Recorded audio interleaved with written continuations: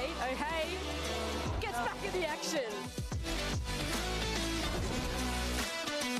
9-second differential.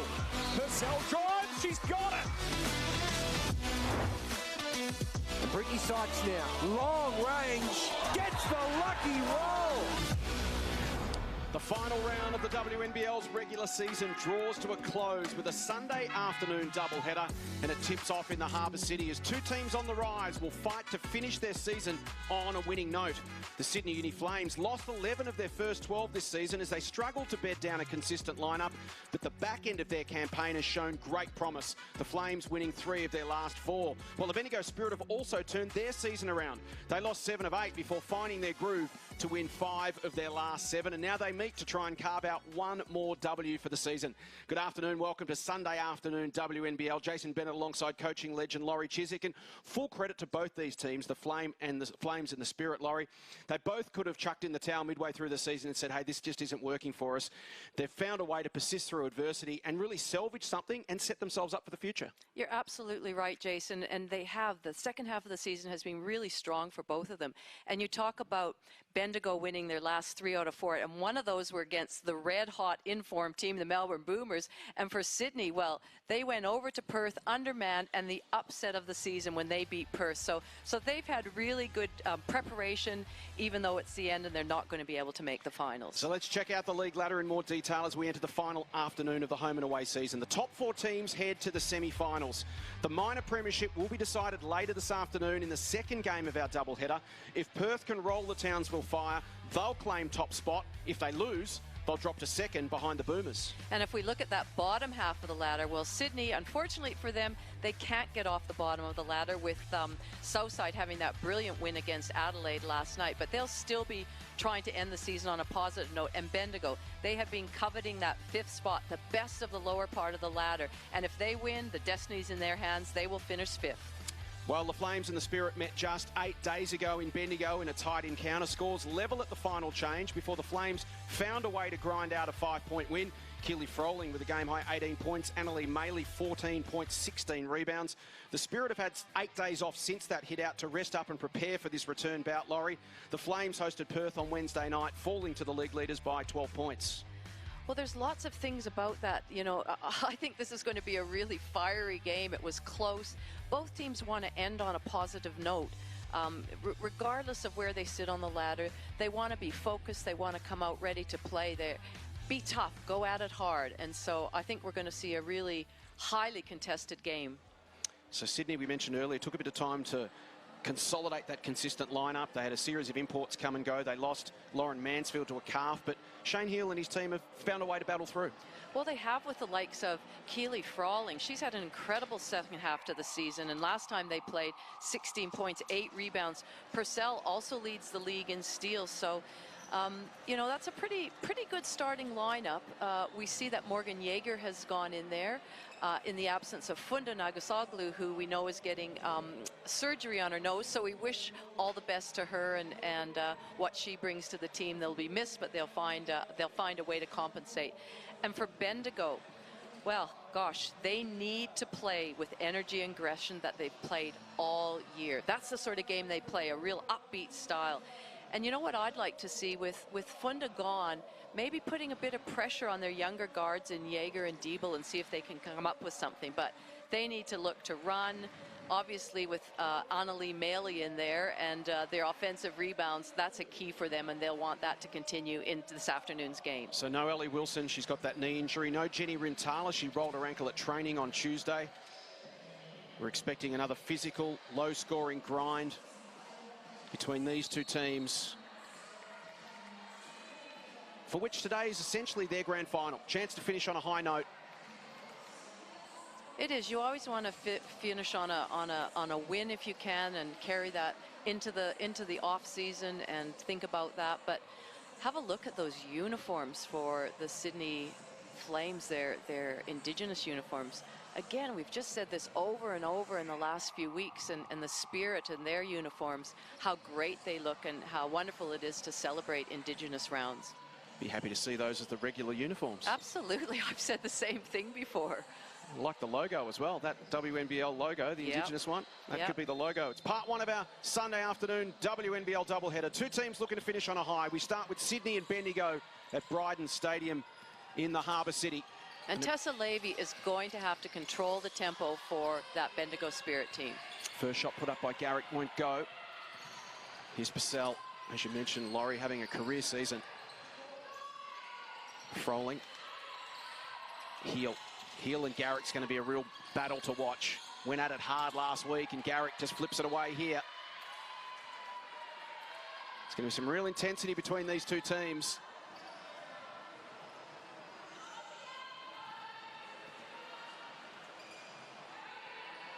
I love the fact that, as you mentioned, neither team has stopped playing, even though they really have, you know, they're not playing for a playoff position. It shows the professionalism of both sides. Hill can't put up the first points. Maley grabs a rebound, hits the deck. Par for the course for Annalee. What a season she's had. And we'll talk about MVP candidates at halftime. Laurie, I'm fascinated to get your thoughts. There's certainly some contenders. It's pretty wide open. Here's another look.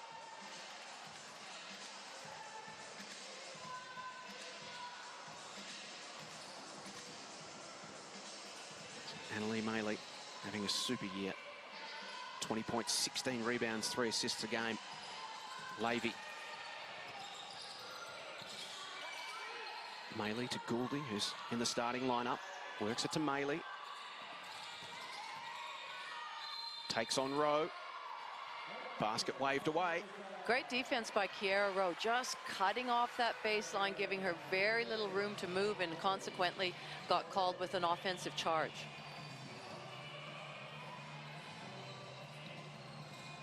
Shane Hill telling me this morning he's expecting this to be a real low-scoring, physical, defensive grind once again. Goulding got hands on the ball, but foot was out of bounds, so it'll remain a Sydney ball. Tracy York saying she wasn't happy with her side's offensive flow last time they played. They've been working on that this week. Thought the defense was good, but the offense, they need more ball movement. They're at their best when they're pinging it around. You can see how Bendigo are really up and in defensively. Jaeger takes it to the rack, but can't get the opening points. Levy receives from Goulding. Wants to take Rowe on, then dishes to McKay, who wasn't quite on the same page. Yes, it was a great, I mean, it was the exact right pass from Levy. McKay just needs to roll a little bit quicker and be aware that, you know, you always have to roll with the idea that you're going to get the ball to score. Heel and Jaeger connect. Here is Jaeger, great opportunity for her. In the starting lineup, confusion between Purcell and Heel. Kalani for the three. Won't go. Froling comes in late and forces a jump ball against Goulding. When you said it's going to be low scoring, I hope we get some scores. Yeah, some score would be handy, because it's going to be a nightmare for our editors out the back who are already starting to worry about the halftime highlights package. Froling to Rowe. Now Purcell. Froling posts up against Garrick. Heel versus Maley. Two of the young guns of Australian basketball. Rowe tries to get it inside. Quick feet from Goulding, gets it out once again. So defensive grit early from Bendigo. That was a good rotation on Bendigo with that their on-ball defense and what they strategized to do.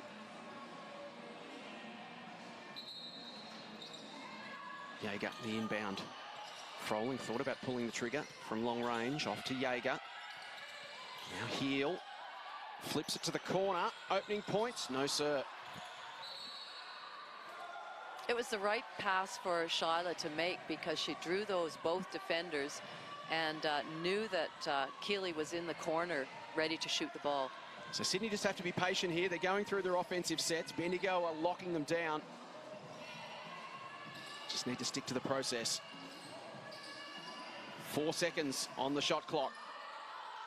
Again, Purcell from long range. Chance for Bendigo now to put some speed on the ball. That's the way they like to play, but Goulding can't hit Garrick.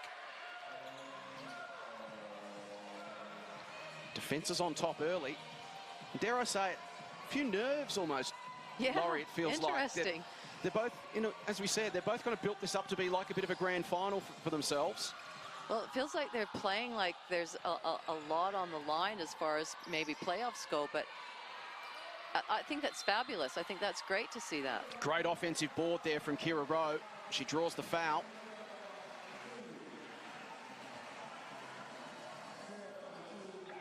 Good work on the inside from Rowe. But yeah, they're certainly not just playing loose pop shots from anywhere. It doesn't really matter today. Let's just go out there and get through the 4 quarters. No, especially to have, you know, this much defense played in a game like this early on is indicative of the mindset of these players. It's all about building the culture of your group too, isn't it, Laurie? Looking forward to seasons ahead. You've got to turn up and play every night. Can't afford to just switch off. Say, oh, this game doesn't really matter. Still no basket. Froling. Hard work. Bodies hit the floor once again.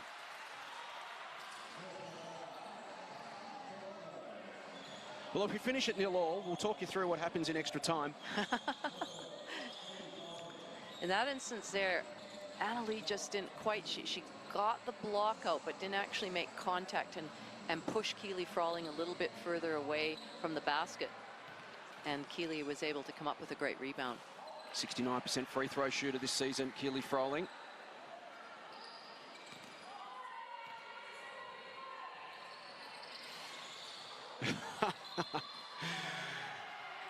Not yet. Hang in there, folks. I tell you what, we'll celebrate when that first basket is scored. Maley to McKay. Pops it over the top to Levy. They look to spread the floor. Can Garrick break the drought? No. Skinner in there working on the inside. Can't control it. Heel on the burst. Here's a chance for Jaeger. Yes! Yay! Great transition basket. Good kick ahead by Shyla Heel. Morgan Jaeger had her feet set. Quick release. And we got our first score. And now we've got a steal. And Jaeger's got it again. Here we go. Oh, Jaeger's piling on the points. Piling on the points. And she's pumped, and why not? Morgan Jaeger playing her 33rd WNBL game this afternoon. Originally from Forestville in South Australia. A couple of years with the Lightning. Went to Oregon, had 4 years there playing college ball. Back to the Lightning in 2020. Getting an opportunity. Having come through some really bad injuries. She had a back injury that kept her out of the game for 2 years in 2017 and 18. In the end, she had a medical retirement and left college early because of that back problem. Didn't play her final year. And then she flew herself up to Sydney to try out. Laurie, she tried to bust her way back into the league. Shane didn't know her, never met her, didn't know much about her, but she just worked so hard, earned the respect of the team. She's got her chance, and now she's starting. Yeah, that's a great story, isn't it? That somebody that just perseveres with, you know, their dreams and keeps working hard. And you know, if opportunity comes, she's stepped right in there and taken it by the scruff of the neck and run with it. She's got 100% of the scoring in this game at the moment. She's dominating. Exactly. So what would the message from both those coaches been at that time? Well, I think for Tracy York, it's a bit of a settling timeout. You know, it's more of let's stick to what our process is, what we know, what we can do, get through hands. If we don't have a fast break, then we want to run our sets, get a good look. She wanted more ball movement, a little bit more movement on that play, and Garrick finds range. Bendigo on the board. So that's nice little staggered screen there. Garrett came off of that really nicely, and we know that she has a shooter's mentality, and if she can get her eye in, then that's a really good place for Bendigo to be in. So Hill draws the foul there on Garrick. Checks out of the game to be replaced by McLean, who now gets the job on Heel, who receives from Froling to Purcell. Off to Heel. Long two is short. Maley tidies it up. Brings it down the floor, confronted by Jaeger. Cuts inside, does well, gets through three and draws a foul. As per usual, Annalee Maley at 100 miles an hour. Well, the fact that she can get that defensive rebound and then dribble up the floor. She had a little look. Where was Carly Bogue? Where was that defender? Saw that that defense was back, but not really set, and was able to drive through and draw that foul. She misses her first.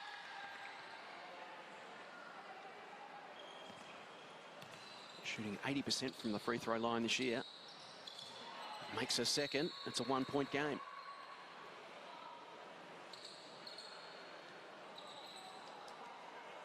So is the referee just checking, is it for blood there? May well be. I think Annalie's going to have to come off and just get tidied up. So Maddie Garrick will step back in.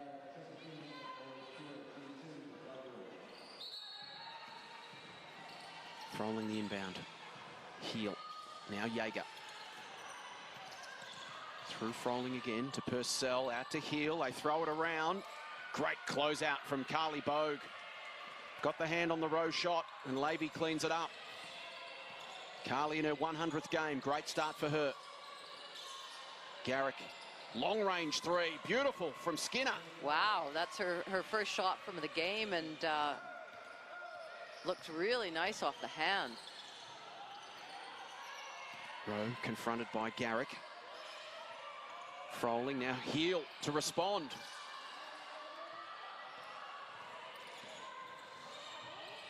Garrick moves it down the floor. The tempo's really picked up here. Levy to Bogue.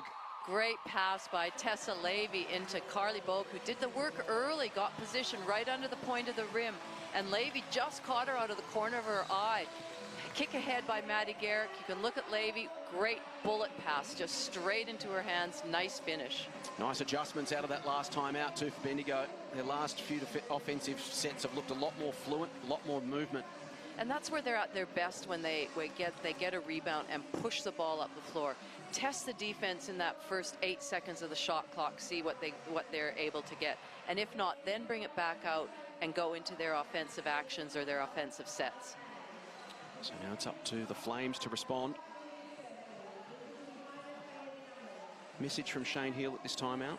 What would he have seen in those last few sets that wouldn't have pleased him? Well, I think defensive transition, you've got to slow up the ball straight away so that they can't, that's Bendigo's game, is that high-paced, high-energy, kick ahead, attack it. So somebody's got to pick up the ball straight away and look at that defensive transition. Make them grind it out in the quarter court.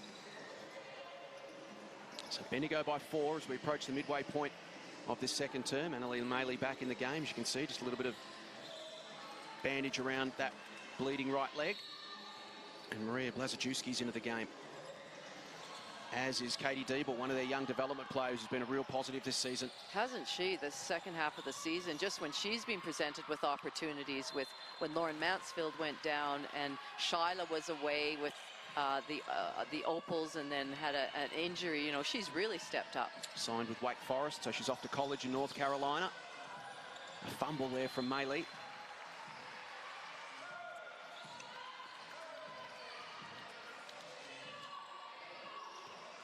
Blazajewski brings it into Heel. Garrick again playing close. Blazajewski to Froling. Got a couple to deal with. Bogue reaches in, wants the jump ball, and gets the call. Possession arrow Bendigo.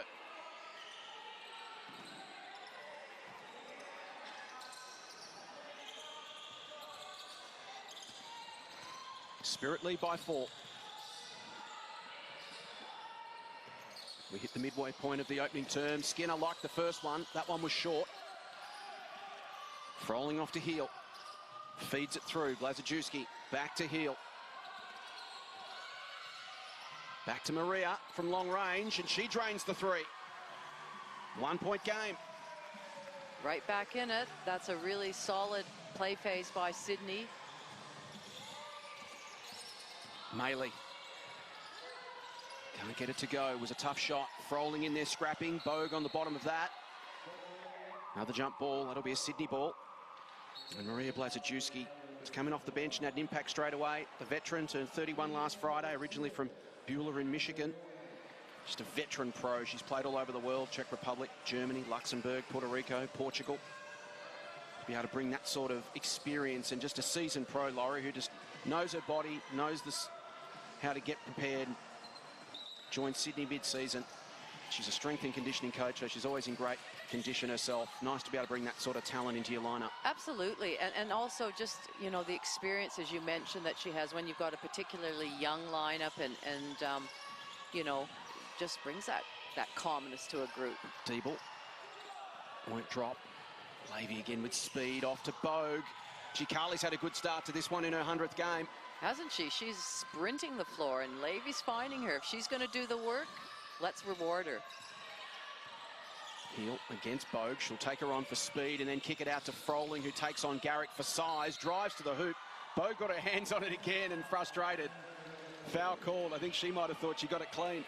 Good decision by Shyla to attack Carly Bogue, like you said, the foot speed. And then I think, you know, Froling, she needs to get herself involved in the game. So far, Bendigo have done a pretty good job of negating what she's done, but she is so important to this Sydney outfit and what she can bring offensively and defensively. 4 rebounds in the game so far for Keeley, and now a point to go with it.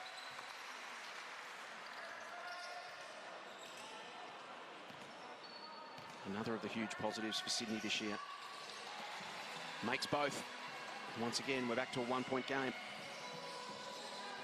Well, when I look at some stats of the league stats and players and total rebounds, and when you've got Kalani, Purcell, and Keely Froling in the top 10, and they're not tall players, so they have to work so hard for those rebounds. Garrick finds her range from the corner and re-establishes a 4-point lead. Look away pass from Purcell to Froling.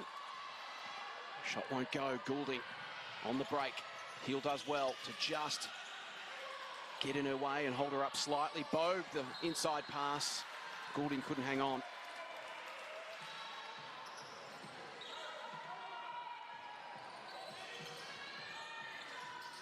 Lazarczewski to Heel.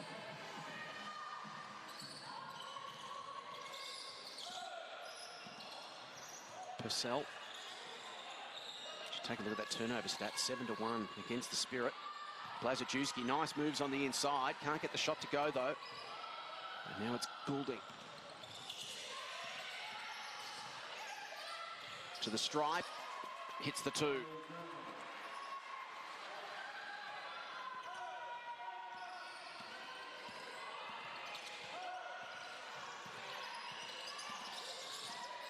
Heel against Bogue once again. Wants to take her on for speed. Goulding got a piece.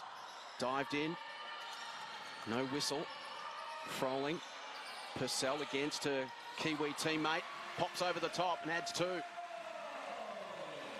Purcell just knew she had that height advantage if she could turn and just stop and prop over top. Goulding to respond for the 3. Off the front of the iron. Kalani tidies it up. Diebel, full of energy and speed, wants to go herself, saw the opportunity, tough shot, draws a foul. Diebel's quick in the open court. She ran by about 3 players. Come through the AIS system as Katie, an Australian junior from under 15 level all the way through, played in the under 19 World Cup last year. So real elite junior guard coming through, as I mentioned, signed with Wake Forest at John, an Aussie baseball legend. She's gone down the basketball path and about to head over to the States to continue that journey. A real promising young talent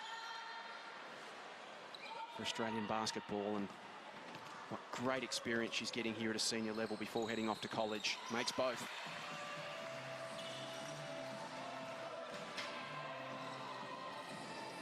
Two-point game, just over 2 minutes remaining in the opening term. Levy to Garrick for another 3. Maddie starting to heat up. She is. She came off of that. No question that she was going to shoot that ball. You give her an inch and she will shoot it. Diebel against Levy. Bit of speed in that combination. Rowe and Garrick. Froling. Diebel. Jaeger for 3. Purcell slaps it out.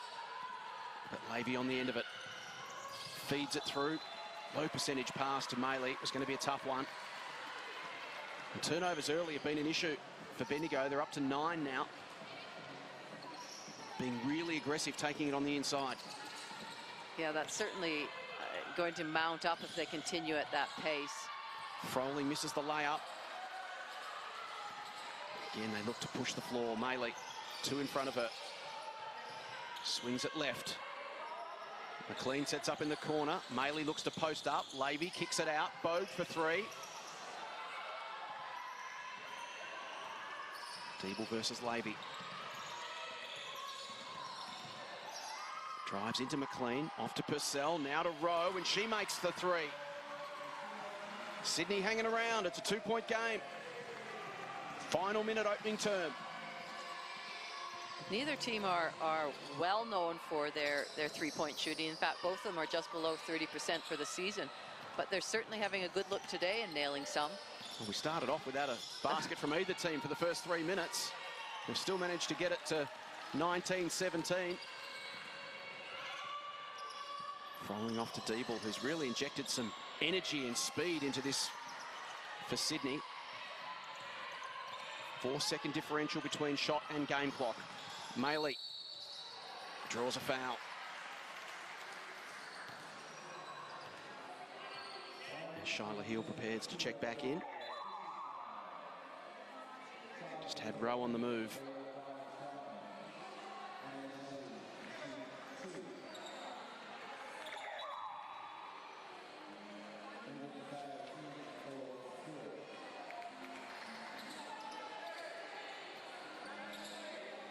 So a chance to double Bendigo's lead here with 2 free throws. Misses the first.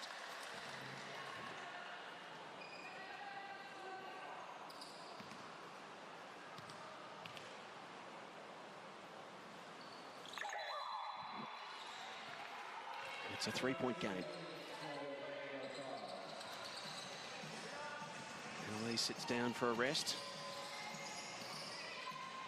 I think we'll see Sydney play for the last shot, probably get it in Shyla's hand. Maybe a high on-ball screen, see how she copes with that. Deeble gives it to Heal now. Purcell. Shyla will look to get into position. She's there now. 6 seconds, 5. Gets to good position. It's slapped away by guess who? Carly Bogue is having one heck of an opening term in her 100th game, and they enjoyed that. They did. They're all getting around her. Still 2.7 seconds left on the clock. Heal to the corner. Jaeger. Foot on the line. So Bendigo will have 1.4 seconds.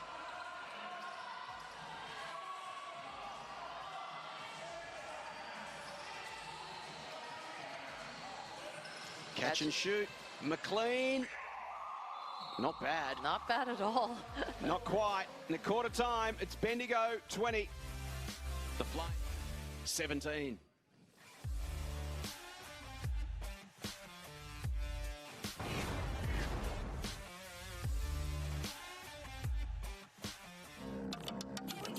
To everyone who said we're not strong enough, not fast enough, wrong.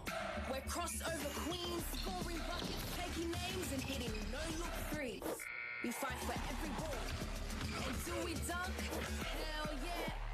When we roll onto the court with nothing to lose and everything to prove, you're in for a show. She got style, she got balls, she got belief, she got a game. Quarter time at Brydens Stadium in Sydney, and it is the Bendigo Spirit 20. Sydney Flames 17. The visitors by 3 points. Started out as a real defensive grind for that first 3 or 4 minutes, Laurie. Neither team could find a bucket. Things started to open up. Both teams put a bit more pace on the ball. Both prepared to shoot the long ball. And by quarter time, the scores are back to round about where you'd expect them. Exactly, and for Bendigo, Maddie Garrett leads the way with 9 points, and Bogue, as we've mentioned a few times, has 4 points, but it's just been influential in what she's done. That last block we saw to prevent Shyla getting a basket near the very end of the quarter. So she's really come on in her very important milestone game. And for Sydney, Jaeger has 5 points. Everybody else is, you know, still struggling to get some good shots up. So Garrick, Skinner, Lavey, Bogue and McKay will start the second term for Bendigo. Shyla Heal out there with Keely Froling, Katie Deeble, Morgan Jaeger. It's a young lineup. Lots of promising young talent there. The challenge now for Sydney to keep this group together and start to build in the years ahead. As I mentioned, Katie will be heading off to college, as will another of the development players, Kyra Evans, who's heading to the University of Michigan. Skinner to Bogue. Spirit by three as we start the second term in Sydney. Levy matched up with Deeble. Garrick, fake, kicks it out. Skinner, this is left, but Garrick will tidy it up. Keep it alive for Bendigo. Levy wants to take Deeble on, manages to turn the corner. Back out to Garrick for the three. It's good. Great penetration by Tessa Levy, and then coming around under the basket and seeing a wide open Garrick. You just can't leave her with that much time and space to shoot it. Froling off to Heel. Backs out against Bogue. Deeble back to Heel for three. It's a little short. Great rebound, Purcell. Off to Heel, tough finish. Looks at the ref, wants a call. Nothing doing. Levy to the baseline for Bogue, who makes it. Woo! She is on fire. She is having fun in her 100th game. Margin out to 8 points now for Bendigo, starting to get the game on their terms. Heel against Garrick, gets it off to Froling. Now back to Schuyler. Garrick right there on her shoulder, works the 1-2 with Froling, who wants to head to the baseline. Gives it to Jaeger, who drains a big three. Important one there for Sydney, just keeps them in touch. Margin back to 5. Just classic receiver spots where drive baseline, have a shooter ready in the corner to catch and shoot, which is exactly what Morgan Jaeger did. Levy gets it back from Skinner. Maley tried to get under the hoop, but Froling cut it off. She now pushes the pace. Here's Jaeger from the corner again. This time looks inside to Purcell. She's guarded by McKay. Eyes darting, looking for an option.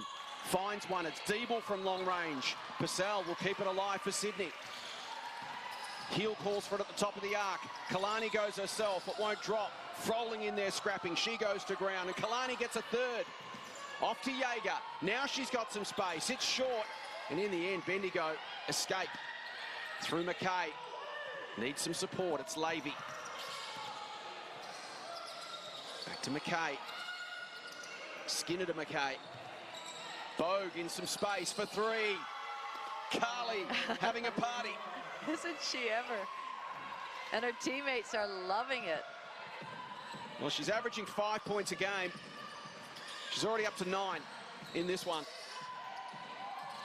Bendigo lead by 8. Purcell now works on Carly Bogue. Little look away for Froling is cut off. And Garrick now gives it to Skinner and receives it back. Bendigo with an 8-point margin. McKay. Bogue again. Kalani in the way.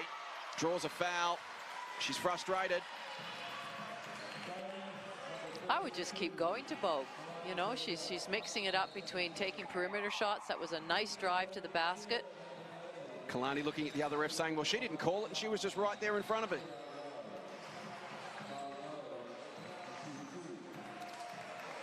Carly Bogue, the 30-year-old, originally from Tamworth in New South Wales. Made her debut back in the league in 2015. Spent a year playing in France, 3 years with Sydney, including a championship in 2017. A year in Finland, back to Sydney again. And now to Bendigo for her 100th. And her team lead by 9. Heel, Purcell keeps it alive. Froling tries to get around Maley, draws a foul.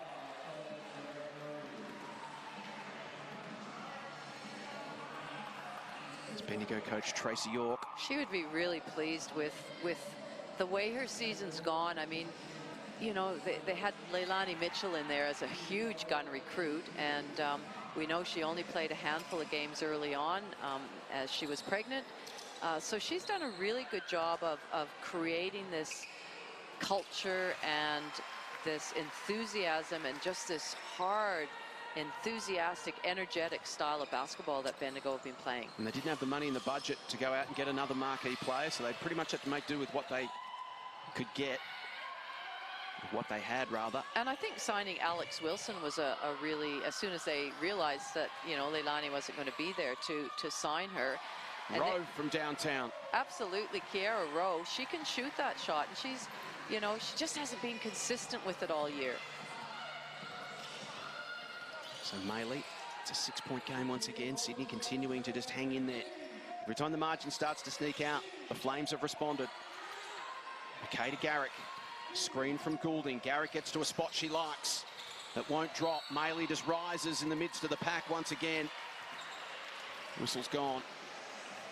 I really like Maddie Garrick's mindset for this game. So she's either catch and shooting it, ready to shoot it, or we've seen a couple of times where she's come off an on ball, 1 or 2 dribbles and pulled up. That's to me where she is at her most efficient. So foul there on Kalani Purcell.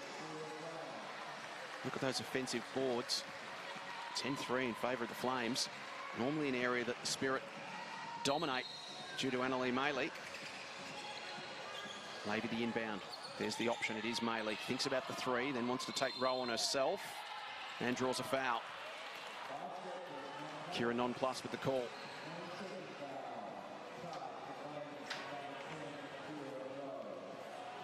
Just so quick and explosive, isn't she, those first couple of steps, Annalee Maley. And you could see Rowe just trying not to let her round the corner, trying to, you know, send her east-west, but just wasn't quite there.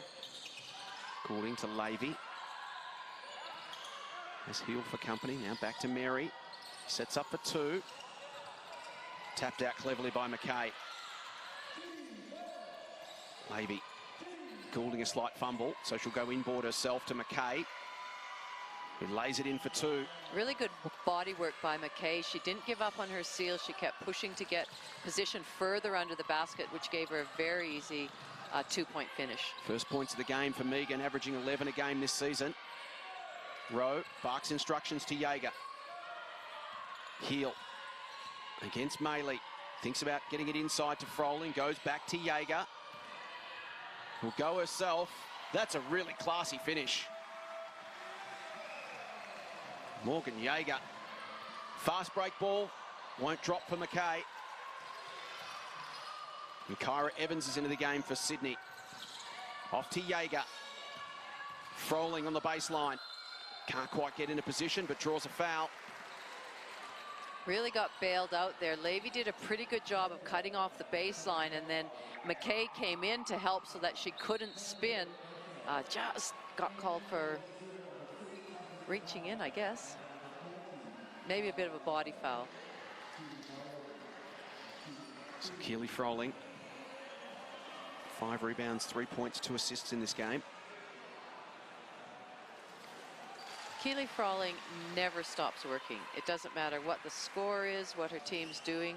She just continues to work harder and harder against bigger, stronger players, and she just never gets outworked.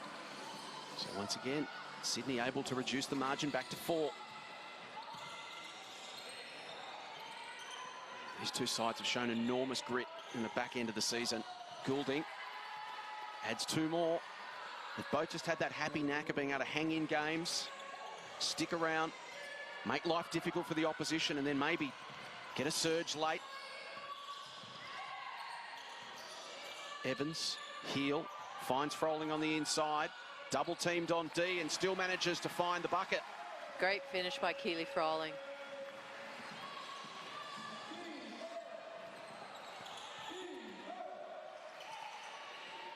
Maley to Bogue.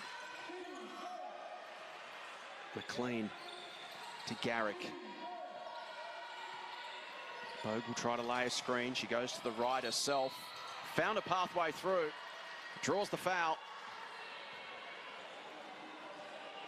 Sharp work there from Garrick. Just identified a lane that opened up straight up the middle.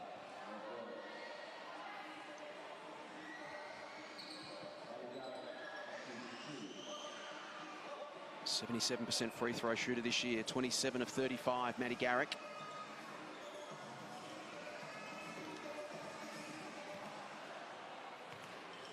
She's been a key factor in Bendigo's turnaround in the win-loss column. The back end of her season's been outstanding. Yeah, I agree. I agree completely that, you know, she started off a little bit slow, really wasn't, you know, hitting her shots well, and then it just seemed to turn the corner and has been very influential. Found her feet in this lineup. All the pieces have started to come together for Bendigo.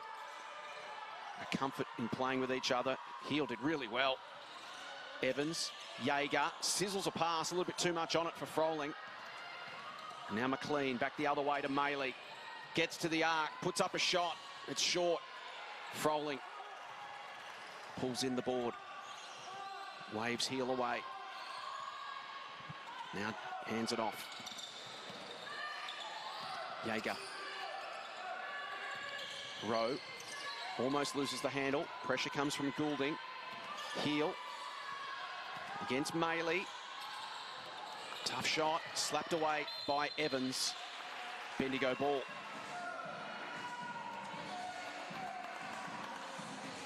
Spirit by 6. 3:21 left in the opening half. McLean brings it up the floor and draws a foul out of Shyla Heel.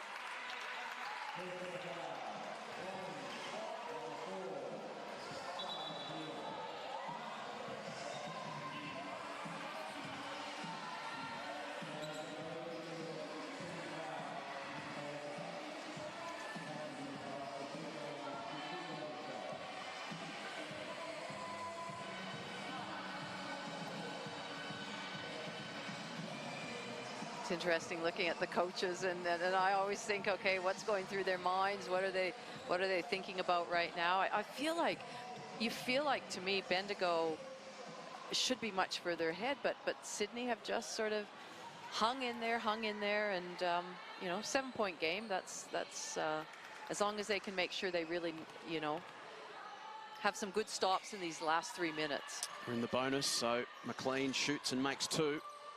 Margin back out to 8. Jaeger done some nice things in this first half. Rowe. Heel turns the corner. Garrick on his shoulder. Nice step to the left. Uses Froling for 3. It's good. And once again, Sydney respond. Get it back to 5. Shyla's really doing a great job of bringing her teammates into the game. She certainly hasn't had a lot of opportunities herself, but she is bringing her teammates in. Bogue can't get that one to land, and Jaeger now brings it up the floor. Evans against Bogue. Off to Heel. Jaeger inside, Froling from the free throw line is short. Garrick. A fumble, but time to recover.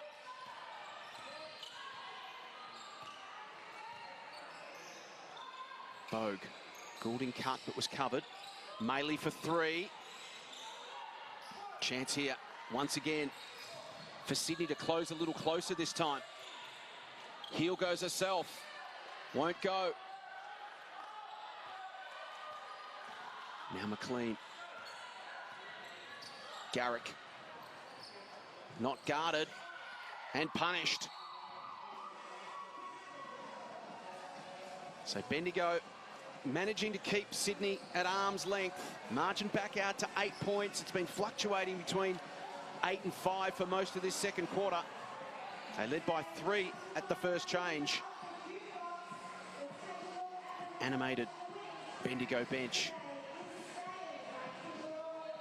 And Evans just a step too late. That's and what Maddie makes her pay. I was saying before, you can't give Maddie Garrick the time and space to you know, have a look at the basket, because she's going to shoot that, and you know, she's sending a real message. She's got 14 points already. 17 now 17. After that last 3, and Bogue's got 11 as well. So between them, they've got 28. Sydney have got 33 as a unit, 10 each to Froling and Jaeger. Shyla Heel yet to score. And there's Maddie Garrick. She mentioned the influence she's had on the group, not just with her scoring potential, but with her leadership and her experience.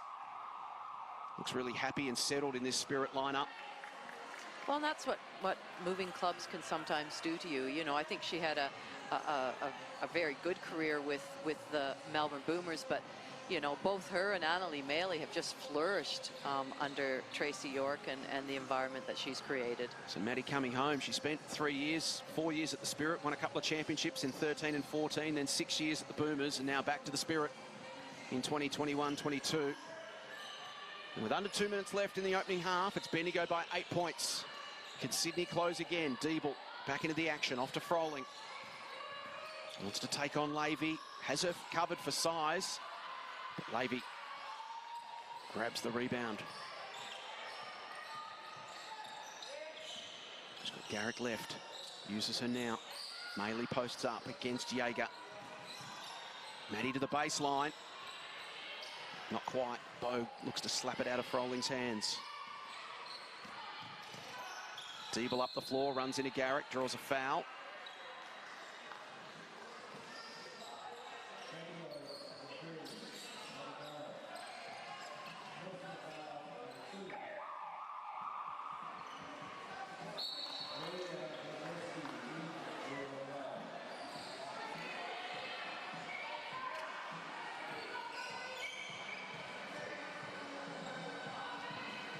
Point lead for the Spirit. Incredible turnaround, really, when you think they were 0 and 13 last year with a very different lineup, brought in a new starting 5 this year. We talked about earlier some of the challenges they've had early in the season. They went 1 and 7 to start the season and then have come rattling home. Turnaround has been so rapid and so impressive. Even early in the year when they were losing games, though, Laurie, they were super competitive, just didn't quite finish matches. Diebel, almost spectacular effort. Gets it back. That one a little more orthodox, won't go either. Again, Garrick wants to push the pace. Levy, a speedster. Bogue for another 3. And Carly's up to 14. As I mentioned earlier, averaging 5 a game this season. 14 in the first half.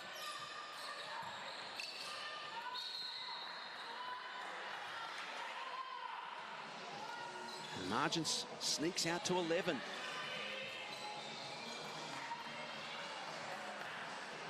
It's great that she's getting the minutes, and I mean, why not? If she's playing this well, shooting the ball this well, keep her on the court.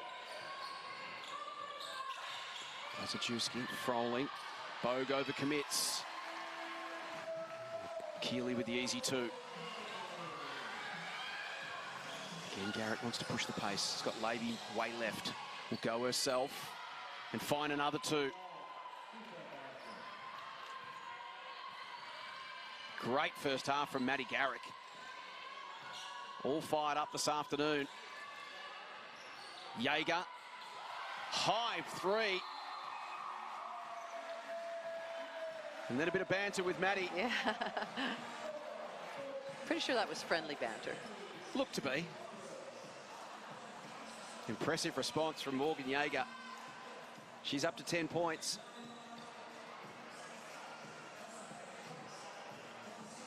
Carly Bogue, 14.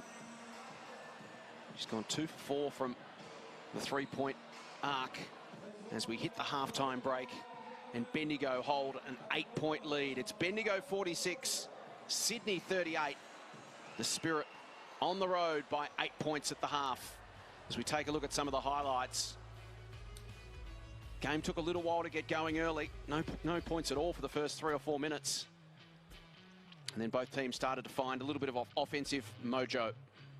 Well, they certainly did, and the fact that Bendigo scored 26 points that half, you can just see the scoring ratio of both teams certainly improved, and they had lots of contributors. You know, we've been talking about Carly Bogue and what she's had an excellent game, certainly Maddie Garrick, but all this is happening with Annalie Maley being relatively quiet. But I think what happens there is that she draws the attention and it opens it up for her teammates. So, you know, Bendigo have played a real team game. And for Sydney, well, Shyla Hill's had a tough day so far. They are wearing her like a glove. Every screen she's come off of, she's had to fight. But I like the way she's facilitating for her teammates. And we've seen that Keely Froling has gotten a few points, you know, later in the period, and they're still hanging in there. So the 2 big names, I suppose, in terms of offensive strike power, Shyla Hill and Annalie Maley, neither of them lighting it up on the scoreboard. And as you said, it's been done by committee, and for the Spirit to have double-figure points for Carly Bogue to half-time. I think she shot 2 for 13 from three-point range in the entire season, comes out and makes 2 of 4 in the first half and really gave them a bit of a spark. And at half-time, it is an 8-point lead to Bendigo, 46-38. They led by 3 at the quarter-time break, added 26-21 in that second term and extended their lead from 3 points to 8 points. And here is Bogue. You want to have a nice day in your 100th game? She's having better than that. Oh, she is. And it's one of those things, sometimes when it is a milestone game, there's a little bit of pressure on you, and you maybe don't, perform as well as you'd like, but she's gone the absolute opposite way. And you can see her taking a much needed break there because she ran the floor hard. She had such a different combination of shots. She was inside, she was outside, 3-point range from here. She made some great assists, but it was just her attitude, the way she blocked, her energy. You've got to be happy with that if you're Carly Bogue and the Bendigo Spirit. Well, for Carly, she's so often used to, she and Meg McKay, having to be outsized, playing against teams with genuine talls. Sydney, much like Bendigo, play that small, hard fastball. So for Carly today, she's probably really relishing the opportunity to not have to bang and crash against people who give up significant height advantage too. Well, that's right. It's a bit of a luxury when you're a small 4-man, as both teams have here in this instance. But they do a great job. I think undersized players just work that extra bit harder. But Maddie Garrick, another one that just lit it up in that first half. And from 3-point range, anytime she's got her eye in, beware, because she's going to shoot the ball. She's got a shooter's mentality. She looks really balanced, really focused today. And, she's going to have to be one that they slow down, the Sydney Flames. And from Tracy York's perspective, having spoken to her in the lead up to this game, she was fully expecting Maddie Garrick was going to come out and make a statement this afternoon. Last week, Sydney managed to hold her, I think, to 3 for 17 from the field. And Maddie wanted to come out today and just make a statement and provide a bit of a reminder that, hey, you might have got me once, you're not going to get me twice. Well, that's it. And Maddie's at that stage in her career where she knows exactly what she can do. She would have been disappointed last week, and so really wanted to make amends this week, and certainly this first half she's done that. So Bendigo, it's been a tough season, as we mentioned, been a tough couple of seasons. Winless in the hub last year, a whole heap of new players came through this year. Tough start, they were 1-7, but they've managed to keep it fun, keep it light, enjoy each other's company. They had dress-ups in their last training session of the season. That's always a really fun thing to do. I'd like to see some of them running around in those outfits, though. But yeah, no, it's really good when the last week of training, you can't make the playoffs. It's great for team morale. They were traveling away to Sydney. They knew that they were going to still come out hard this game, but it's great to see that they can have a little bit of lightheartedness in their training. And it can go either way, can't it? You have adversity like this, you have a really tough start to the season, and we've praised both these teams for their ability to turn it around and come out the other side. It can either galvanise your group or it can tear it apart, and certainly from a Spirit perspective, it seems to have galvanised them. It has, and it's so nice to see that. And, coming from a coaching background, it's a real rewarding thing when something like that happens. You put it together, you handle the adversity, and it brings everybody even closer together. Well, it's the final afternoon of the home and away season, so we thought it was timely to tap into the brilliant basketball brain of Laurie Chiswick, and let's have a look ahead to awards season. We're going to talk about league MVPs and the potential contenders. Laurie's had a white lab coat on and got the clipboard out, and you've been analysing the numbers during the week. What have you got for us? It's my favourite thing to do, looking at ladders, looking at MVPs and numbers, and we're going to look at right now some names of players that have been tossed around all season to be MVP contestants. Okay, let's start with Adelaide, and we'll start with the reigning league MVP, Steph Talbot, who's come out again and had another important season. Steph Talbot and Alana Smith together have been quite the 1-2 punch for Adelaide. We'll start with Steph. Well, Steph, and coming off an MVP season last year, she's a bit quiet this year when it comes to her own scoring. She's averaging 13 points a game, but she leads the whole league in assists, 6.2. So she's been a little bit more of a facilitator. I thought in last night's game, she really needed to step up a little bit more scoring-wise. But Talbot is so steady in what she does. She's strong, she's physical, she goes hard. You pretty well know exactly what you're going to get from her. And so she's continued on from last year with her MVP season. Her teammate Alana Smith's been a welcome addition to the league. She's got much needed court time to develop her game, given that you've got to remember coming into this season, she'd only played 63 games in 3 years, Alana Smith, for a combination of factors. This year, she's really just provided a timely reminder of her enormous talent. Well, absolutely. And, you know, she's shooting the 3-ball really well at 38%, averaging 17 points per game, but 9 rebounds. And so she's been a nice revolution, a nice addition to Adelaide. She started off a little bit slowly, I think, getting used to the referee. She actually fouled out a few games, and so that may, you know, have an impact when it comes to MVP votes, because you have to remember it's 3-2-1 at the end of every game. So, but certainly Alana's just gotten better and better as the season goes on, and just looks so confident in what she does. She's so athletic, can get to the ring, can post up, can comfortably shoot the 3. And she's had a great season this year for Adelaide. Such a high ceiling in both the WNBL and the Opals. And speaking of the Opals, Melbourne Boomers are stacked with talent, including 3 different Opals. And we'll start with Ezzy Magbagor and Kayla George. They're 2 talls who have both, again, had fantastic seasons. Ezzy, as talented as any up-and-coming young Aussie player, and she's produced her most consistent season. Well, she has, and with the combination of Ezzy and Kayla, and they're such a great 1-2 punch, inside, outside, you know, and they have a really good connection. The thing is about both of those and the rest of their starting 5, Mitchell and Allen, when you come to MVP votes, they're going to take them away from each other. And so, you know, it's great as a team, because one week somebody plays well and gets the votes, the 3, the next week somebody else does. So whilst they've been playing well, I'm not sure where they'll figure, because they're going to be taking votes away from each other. It's been the best class of imports potentially we've ever had in the WNBL. There's been stars right across the line. You mentioned as Tiff Mitchell then and Lindsay Allen for the Boomers.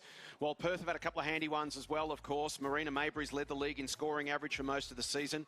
Restricted to just 9 games due to a foot injury. And then her Lynx teammate and fellow import, Jackie Young, well, her back end of the season's been outstanding. Well, if I look across the board at my stats where they are right now, you'd have to go, wow, Jackie Young, you know, 18 points, shooting the ball at 49%, free throws 82%, steals almost at 2 a game. And so the thing is with Jackie is it took her a while to get going into the league, whereas Mabry was like, remember her first couple of games, it was like bang, bang, welcome to the league and that. But for her votes, she's missed some games. And again, they're very deep with Garb and Scherf, so they're going to take away votes from each other. So whilst they've had good seasons, I'm not sure about that, because it is the whole season. It's right from game 1. And often when we think about MVP players or votes, you think of the second half of the season, but it's right back to the first game. Let's talk about Annalee Maley playing in this game. Have you ever seen a season of improvement from a single player like you've seen from Annalee this year? Well, I don't think so.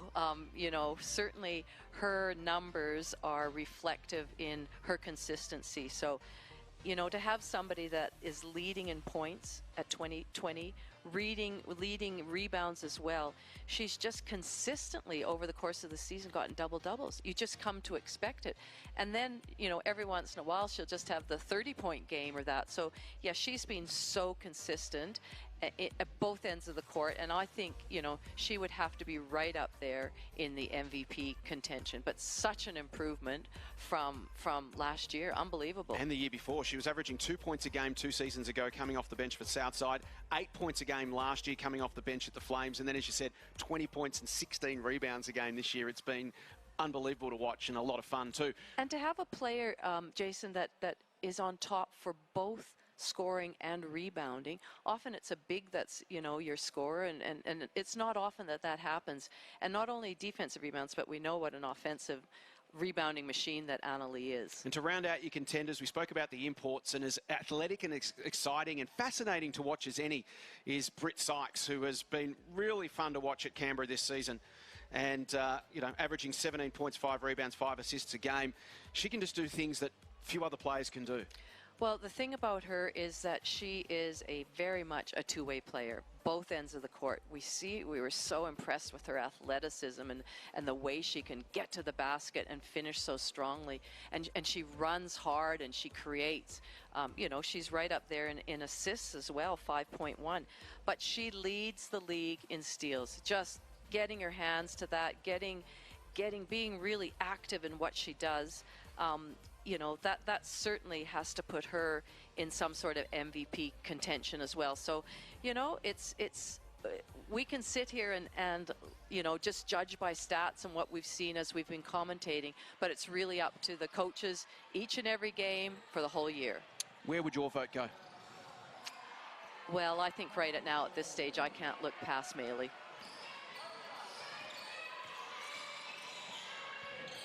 Second half action, and we are underway. It's an 8-point lead.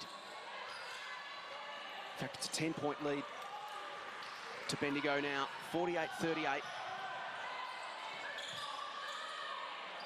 Bogue has the ball off to Garrick. Now Goulding. Important for Sydney to get a good start here. Bendigo want to build on this lead and try to break their spirit. Goulding shot rattles out. Heel with speed. Feeds it through to Froling. Beautiful play. Nice pass. Charlotte just caught her out of the corner of her eye, and Keely Froling just kept running. Beautiful pass, beautiful finish. Margin back to 8 once again.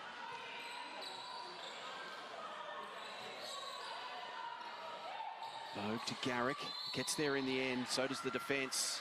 Foul called. Messages from the two coaches at halftime. Let's start with Tracy York. Well, Tracy York, I think, would be pretty happy with her team and the way they're going about their business. Might be looking at a few more ways to keep Anna Lee involved, but with Carly Bogue playing the way she is and Maddie Garrick, I would say let's see how they're going in this second half. Garrick has ball in hand once again. Wants to take on Jaeger, loses her footing, goes to ground, turnover comes, it's Froling. Off to Jaeger. She loses the handle as well, and Levy cuts it off. One thing I did notice about Bendigo in that second quarter, they took care of the ball very well. A lot of turnovers early, but tidied that up in the second. Maley again working under the hoop. And so Bendigo want to make sure that they do take care of the ball and turnovers don't become an issue. And from Shane Hill's perspective, his message at halftime? Well, you know, they're not really that far out of the game, and I think they took care in the second quarter of that transition type basket. They probably need to tighten up on Garrick and Bogue and make sure that they're not getting any rhythm happening, but really he'd be talking about themselves and you know, get through some sets, keep pushing the ball, keep going after those rebounds, give yourself second chance opportunities. Jaeger receives from Hill. Double team, so she feeds it down the line to Rowe. Hill wants it and gets it from Jaeger. Purcell comes to lay a screen on Garrick. Hill steps back, air ball. Kalani keeps it alive, but only as far as Levy, who scurries down the floor. He's got Goulding to the right, goes left, Maley, Garrick, good. Great extra pass by Annalie Maley to see her teammate in the corner who's on fire to be able to nail that three. Heel steps through a couple. Off to Rowe. Jaeger back to Rowe. Froling calls for it baseline against Bogue. Wants to work and in the process steps on the line. Let's see Bendigo at the moment just trying to generate that next kick. They can just get them clear. They sit at 11 points, and how many times so far in this game Sydney have been able to just hang in. Spirit be looking to try and break the Flames in this third quarter. Sydney so far have been able to hang with them right throughout. Garrick to Maley. Looks left, turns right. Froling crashes the boards. Great rebound. Purcell keeps it alive to Jaeger. Great defense before that, really good rebound by Keely Froling on Annalie Maley. Now Purcell off to Rowe. And she throws it away behind Diebel. This second half of the season, as Bendigo started to get a bit of momentum and win a couple of games, their focus has solely been on trying to lock in that fifth spot. You know, early on, probably they realized they weren't going to make playoffs, but to end on a really positive note and to be in that fifth spot, that's what they're aiming for today.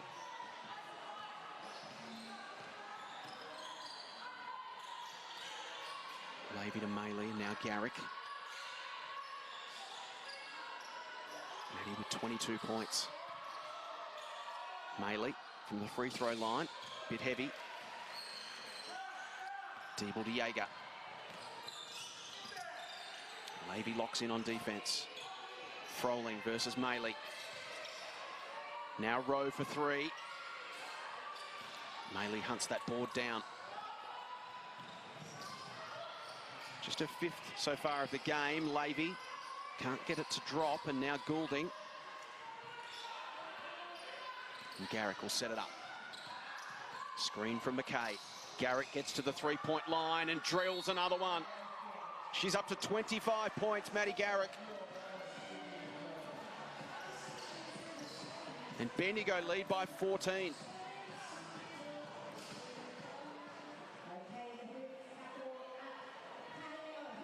That is vintage Maddie Garrick. It is so nice to see that at this stage of her career, she's enjoying it, she's playing well, she's shooting the ball unbelievably this game. Looks to be in a good place, doesn't she? She does, yep. And off the court as well, recently engaged to her fiancé, Yep. Sophie.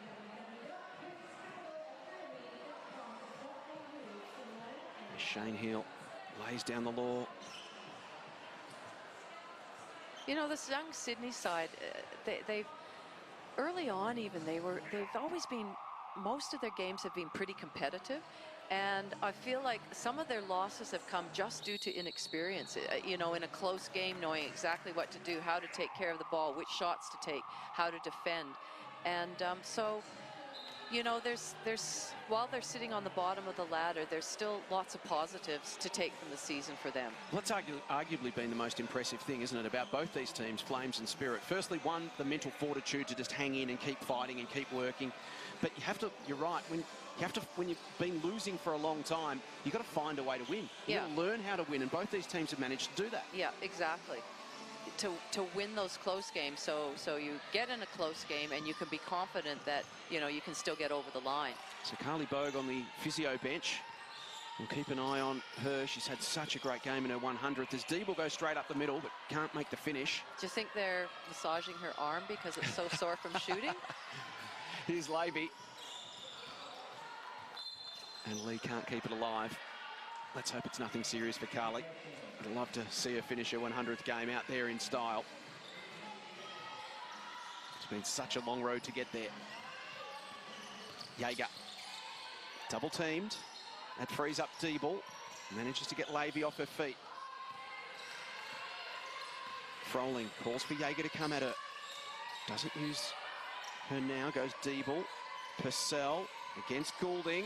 And once again, over the top of her Tall Ferns teammate.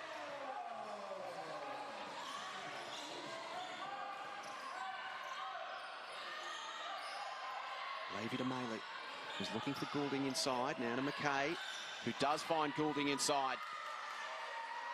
Great seal by Goulding, recognizing that on the flex cut, they switched, and so she was wide open when she used her body just to keep that player behind her. Purcell, lovely find to Blazajewski, and Maria's on the board.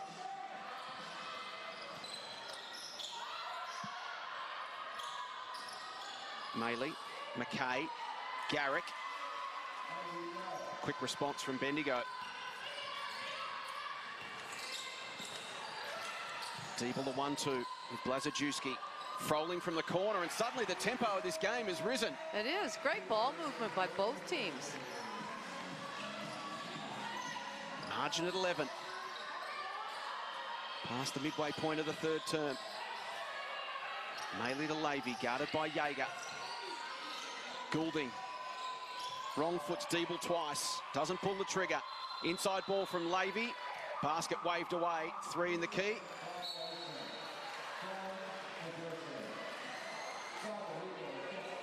It'll be a Sydney ball. Again, if Sydney can score here and bring this game under 10. They've been resilient, haven't they? Just managed to hang around. At no point of Bendigo being able to break the rubber band. Blazajewski, and one. And you can still see that spirit and fire within the Flames right now. They still believe they're going to keep on fighting as they have all season. And they've got it back to single digits once more. And this is without Funda Nagasoglu, who's actually been playing and shooting the ball really well, and would have been in the starting lineup. And so, you know, they've galvanized, and they're just getting through it with different player rotations. Blazachewski finishes with the and one. The extra.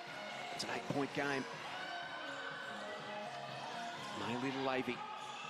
Long ball, too much on it for Goulding. And another stop for Sydney. Just some little bit of an extended pressure by Sydney there. Just forced that turnover. Levy had to concentrate on Shyla Heel and threw the ball away. Deeble. Some important 4 minutes here. Sydney want to maintain this momentum and keep closing the gap. Bendigo want to stem this fight back. Shyla Heel off the front of the iron. Garrick brings it up. Links with Levy. Now Goulding. Well read, Kalani Purcell. Saw the inside ball heading for McKay. Got across and slapped it away. Well, that is an example of why Kalani Purcell leads the league in steals. It's not often a big player does, but she's averaging almost 3 steals a game, Kalani. Just really good anticipation and active hands. Always been a fine defensive player. Shane Hill saying that surely he's the pick. She's the pick for Defensive Player of the Year, Kalani Purcell. Had a great year. Well, you know, when you talk about Defensive Player of the Year, I think you'd have to put Brittany Sykes in that category as well, just for the way she plays her defense and plays at both ends of the floor. And you talk about, you know, most improved as Annalie Maley, but another player that's so improved is Steph Reed from Townsville. Beautiful work there from Skinner. Lovely finish. Nice move. Tidy finish, and it's back out to 10. Purcell works against Skinner. Ricochets off Garrick, and it'll remain a Sydney ball.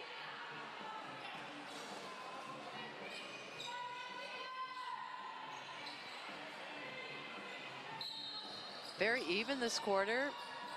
Bendigo led at 8 at half, and they lead it by 8 now. 3 minutes to play in the third. Maley to Garrick. Oh, she's hot today, Maddie. Up to 30 points. And we're yet to hit three-quarter time. It has been a vintage performance from the veteran. Purcell works on McKay, little feed. Blazachewski couldn't quite hang on.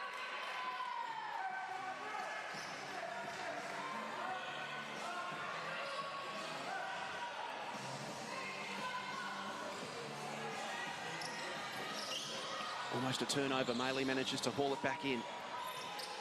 Levy. Maley, now Garrick. Against Blazachewski. Now backs out. 10 on the shot clock. She'll just go herself. Maley hauls in the board. Can't finish. Almost gets a second board.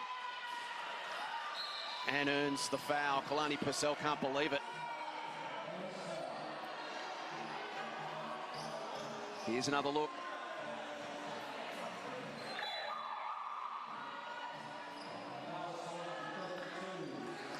What do you see, Laurie? Well, I couldn't I couldn't tell. I'm just going to say the refs are there. They're close by. Didn't look a whole lot in it, that's for sure. So Bendigo retained possession. Garrick receives from Levy, almost loses it. Pressure comes from Deeble, presses right up hard. Screen from Skinner. Now it's Froling. Garrick loses the handle. Good defence, Sydney. And they need it too. Margin sits at 11 with 2 to play. I don't want to concede any further. The Flames between now and three-quarter time.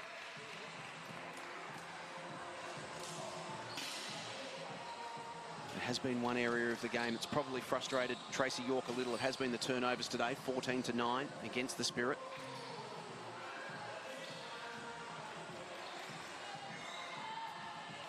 Beck Pizzi watching on the bench there. He's had gastro during the week. We haven't seen her out on the court so far today. Shyla Heel. Screen from Blazachewski. Back to Froling. Deeble. Rowe from the corner. Maley pulls it in. Pass partially tipped. Blazajewski, they can go back the other way. Diebel's got speed. She's got Froling in good position. And once again, it's back to a single-digit game. McLean to Levy. Maley. Back to Tessa. From the corner, McLean. Air ball remains with Bendigo.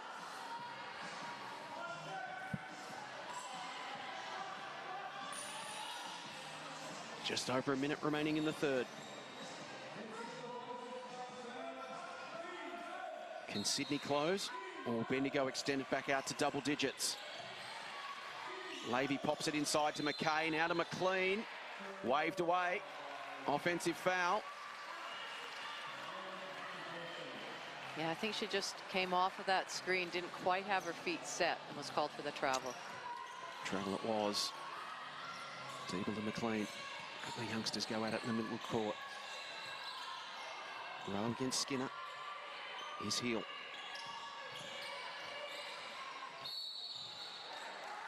Whistle's gone. Sydney get the call.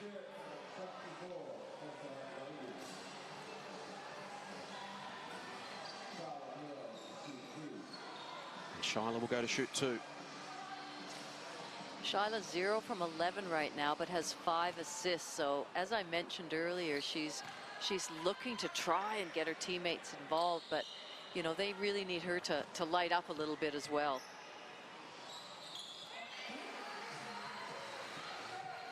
Once again, just hanging around. 8 points is the margin.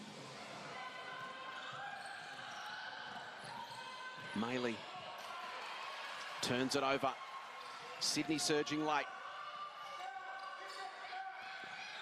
Heel calls for Rowe to come towards her, then throw it to the corner for Froling, which she does. Froling wants to work on McKay. Goes right, goes left, comes back inside, and travel.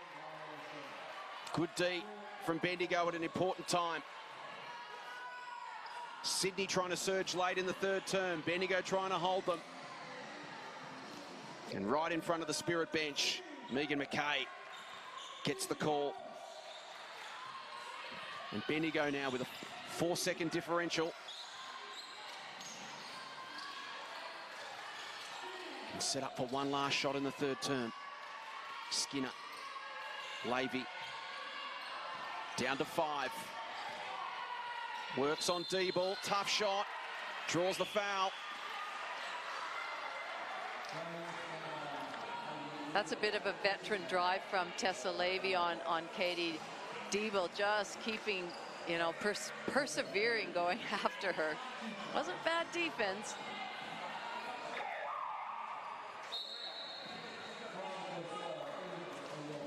Purcell back in for the last 5 seconds of the third term.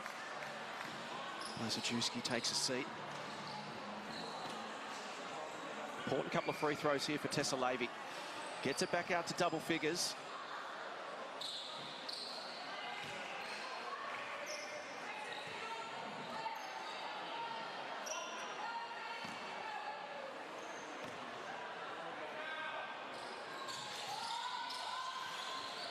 Misses the second. But they get the offensive board. Skinner gets the roll. Great result for Bendigo. Turns into a 3-point play for the Spirit. And at three-quarter time, they hold a handy buffer.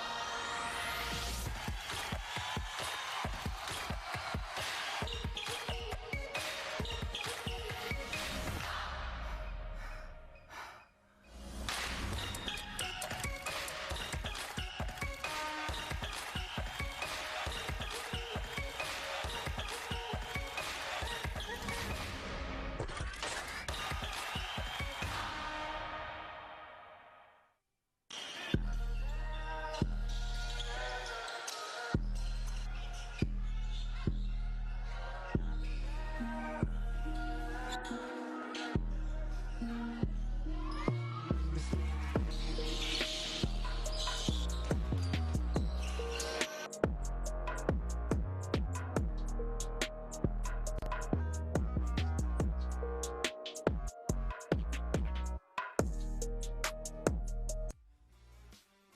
been the Bendigo Spirit leading at every change. They lead by 3 points at quarter time, 8 points at half time, and at three-quarter time they lead by 11 points. It's Bendigo 66, Sydney 55.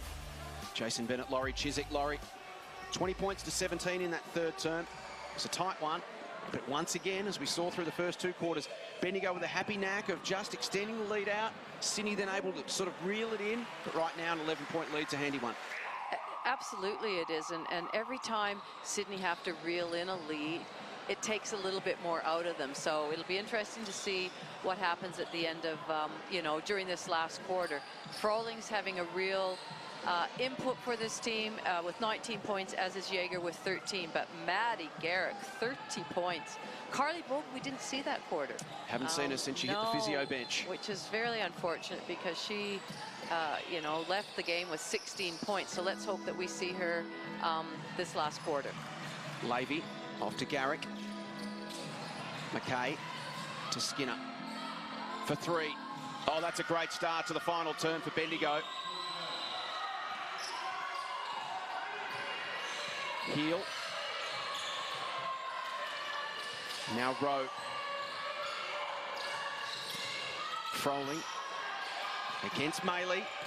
Thinks about going herself, almost loses the handle. Kicks it back out. Heel takes on Garrick, gets to the rack and lays it in for two. Just 3 points in the game now for Shyla Heel. Can she get hot in this final term? She gets sat down by McKay. That frees Garrick up for the response, but can't hit the three. Rowe to Diebel. A frenetic 30 seconds of basketball here. Diebel to Froling. Back to Diebel. Thought about the long two. Out to Purcell. On to Heel. Garrick tries to slap it from behind and just gets called for the foul. So close.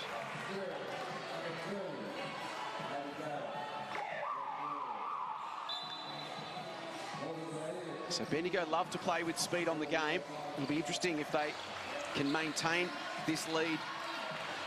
At what point, if any, Laurie, do they start to just slow the tempo a little and start to work the clock? It's not in their nature. It's not in their nature, and that can sometimes have a reverse effect, yeah, where you go into let's play not to lose instead of playing to win. And so, you know, I think time management doesn't happen well until, you know, I think they need to push the ball, and if nothing's there, then bring it out, but certainly not slow it down or play a different tempo yet. 10-point game. Have Sydney got another surge in them? Levy draws the foul on Heel. That's Shyla's fourth.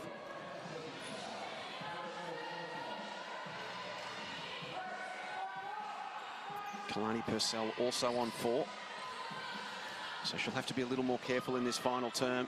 Not quite so aggressive. Sitting on 4 fouls. Levy to Garrick. Garrick for another 3. It's short.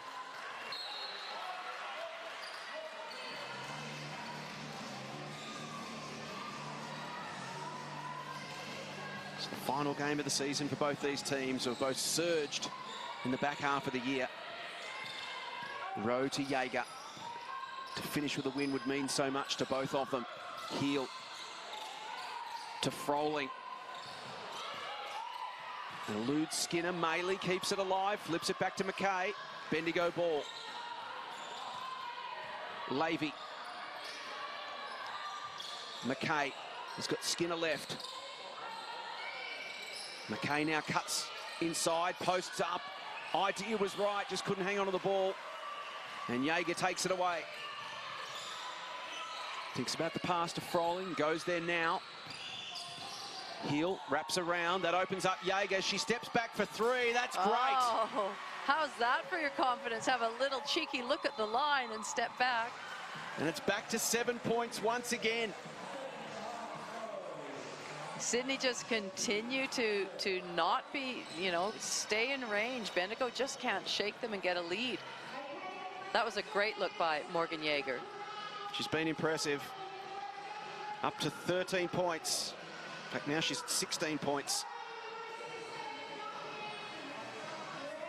I'm impressed actually with both teams in the fourth. It's the fourth quarter now, and there's still a lot of player and ball movement. No one is just standing still and spectating. Everybody's getting involved. Their cuts are still relatively hard. They're still looking at some screening action. So that's impressive, because often come the end of the fourth quarter, when you're just gassed, there's a lot of spectators out there. What do you think the message from Tracy York is right now? I think it's just take a deep breath and make sure that we're taking care of the ball. We're getting the shots that we want. We still want to push it, but defensively, we can't let any steam off. We've got to keep at them, or we know Sydney will come back at us. It's only 7 points. The Spirit have led for the vast majority of the game. But to Sydney's credit, they've just hung in, which has really been the modus operandi for the Spirit for most of the year. They've been in the reverse role, where they've managed to just hang in games and make life difficult for the other team. Hasn't been able to break them. Can they break the Flames here? Just a little bit of extended pressure by the Flames. Just slows them down, takes a little bit of time off the shot clock. Maley to Skinner. Back to Maley, and now Tessa Levy. Heel guarding her. Maley provides the screen. Levy the shot. Maley the rebound. How many Annalise Maleys are there? She's at the arc laying the screen, and before you know it, she's under the hoop grabbing the rebound. Margin out to 9. Rowe versus Goulding. Good pressure from Mary Goulding. Rowe caught in a difficult position. Somehow manages to find Heel, but she's been called. And that's the sort of defense that Tracy York would have talked about in that timeout. Keep the pressure up, keep them going, and make it difficult. Make life difficult. Nothing easy for them. Well done, Mary Goulding. And I'm pretty sure we saw Carly Bogue there step back onto the court. Maley, there is Bogue, posting up against Rowe. Now she comes out to the arc and receives from Skinner. Inboard, Maley versus Purcell. Is that a fifth for Kalani? It is. Kalani Purcell fouls out with 6.5 minutes to play. She's had a fine season as their defensive leader. Now they're going to have to try and find a way to get it done without KP in the last 6.5 minutes of the season. She has been a great leader for this team at both ends of the court, really steadying influence on these younger players. Maley works on Blazajewski. Maley gets it back once again, and then the foul comes from Froling reaching over the top. Big smile from Annalise Maley. Important play.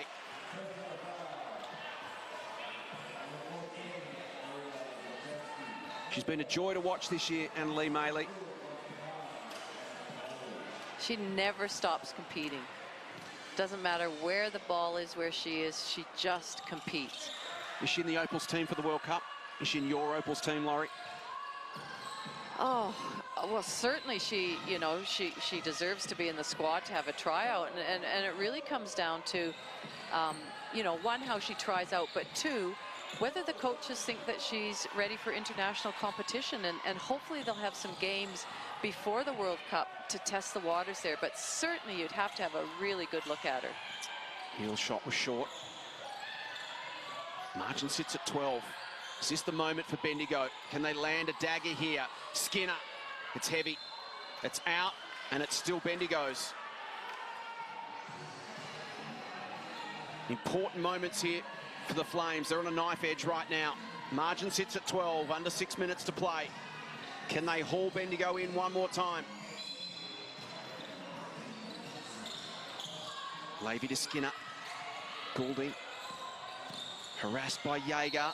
Tries to step inside and travels in the process. Critical defensive stop there for the Flames. It's exactly what they needed. Now, if they can come down and either get this back to 10 or even 9, 6 minutes is still a long time to go in a game. It's about momentum at this point, isn't it? Sydney just need to make sure Bendigo don't find another surge to really kick clear and bust it open. Sydney just need to keep maintaining the pressure. Hang around. keep the game alive. Blazajewski, heel. Froling against Maley. Draws a foul.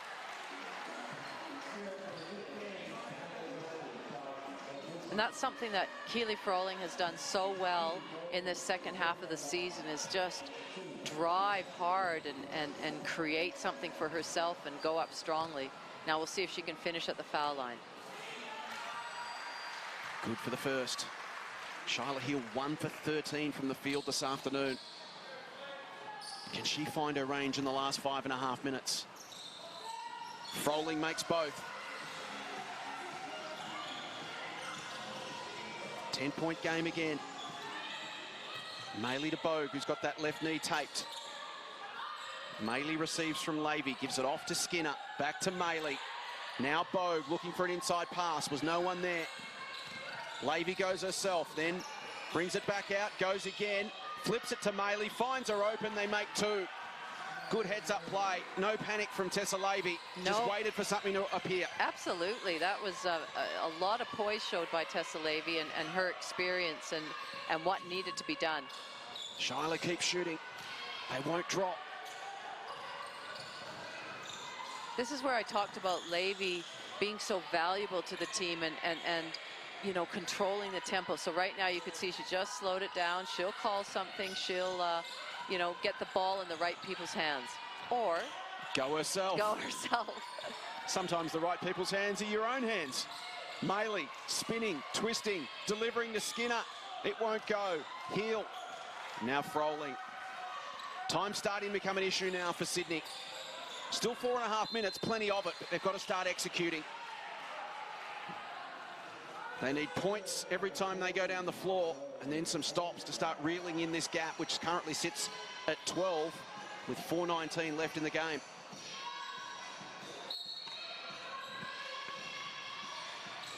So foul call on Bogue. Froling. Foul this time on Maley. She goes, yep, you got me. She looked at her hand there as if, what did you do that for? Why'd you do that? Her third.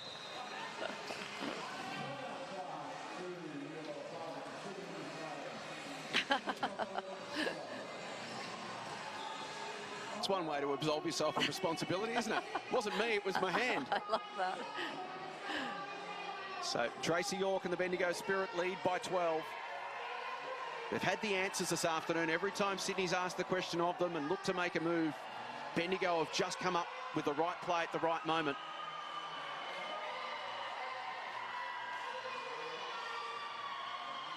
So it's the onus now on Sydney. What can they do, Laurie, to start reeling in this gap? Well, as you mentioned, they've got to come up with some stops. So they can't play tentative defense. They've got to get into the lanes. They've got to have active hands. They've got to be disruptive.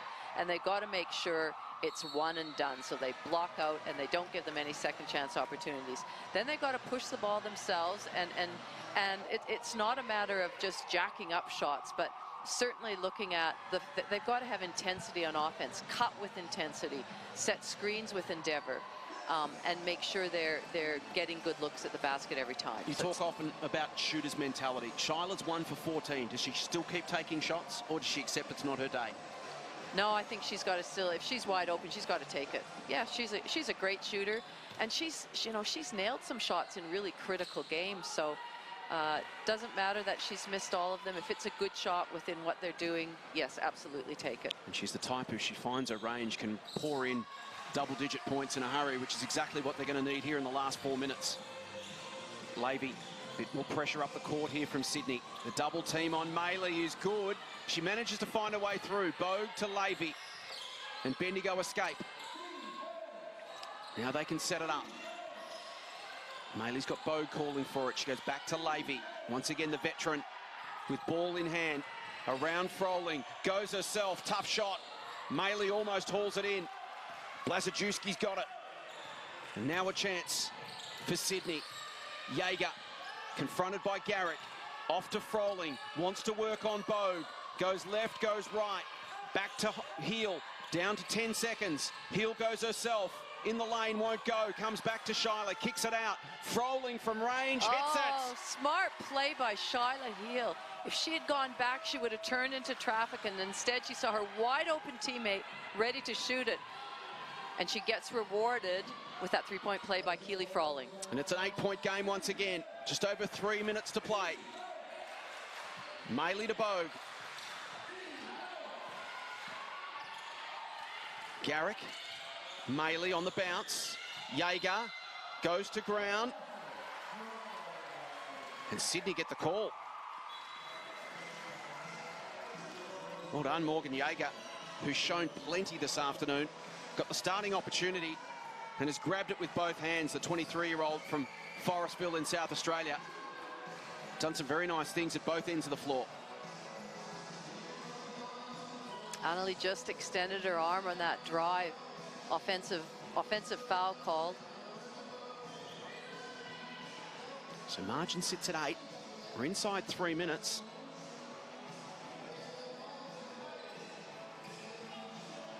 Shane Hill watches on. Critical offensive plays here now for Sydney. Got to come up with points. Hill. Bogue got a hand in. Hill goes herself. Way too easy for Shyla to just come off of that screen and get to the basket. Huge moment now. They're within 6. They haven't been this close for quite a while. This is the surge for Sydney. This is the time for them. Can Bendigo close it out? Maley, Lavey, Goulding. Now Bogue. Back to Garrick. Been so hot all day, but the turnover comes. Here's Rowe. She holds up, sets up. Lavey almost knocks it clear. Rowe goes herself, now loses it. Maley's got it. She's got Lavey forward of the ball. Off to Maley, and that's a huge 2. Huge play, 4-point swing, Bendigo's way. Well, both teams had the opportunity to get control of the ball, and there was just some turnovers there. Tough left-handed finish for Shyla. Ball out of bounds. So it could have been a 4-point game, becomes an 8-point game after that mad scramble with 1:51 left on the clock. Sydney ball. Blazajewski. Can they come up with some points here? They need to. Jaeger. Heel against Garrick. Shimmies right. Feeds inside. Waved away, but the foul's been called. 4th on Maddie Garrick. Or was it on Bogue for the reach in? Would have been a great assist for Shyla. Some critical free throws here. To get it back to a 2-possession game with 1:42 on the clock. She does.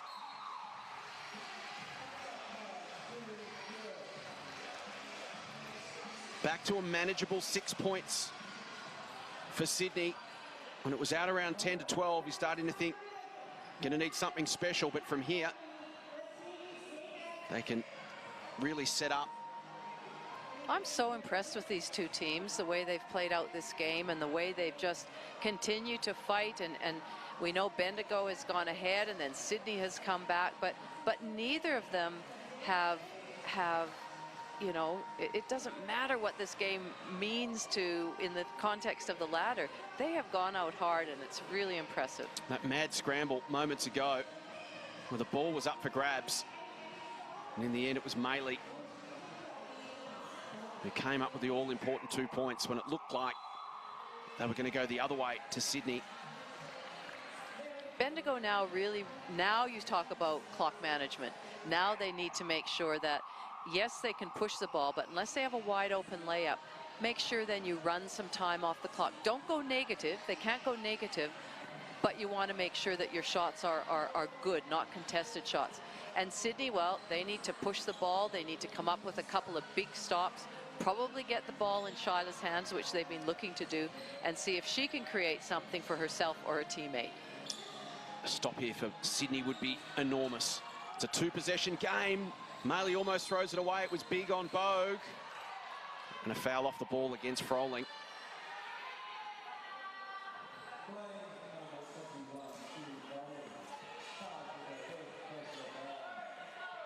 So Keeley confused. Maley will bring it in again. Lavey, pressure up the floor here from Sydney. They try to isolate Maley. Bendigo get it. It's a foul called.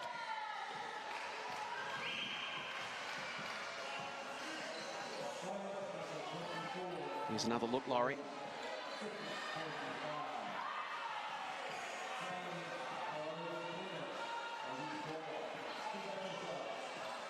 So they're in the bonus, and Annalee will go to the line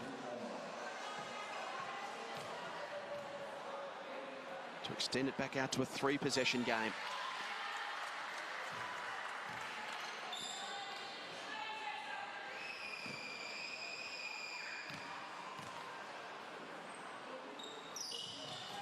Eight points. Clutch free throws from Annalee Maley. Minute and a half to play. Final game of the season for these two teams. Heel. Jaeger. Inside to Froling. Big board, Annalee Maley. Huge board. Off to Garrick. Pops it over the top to Maley.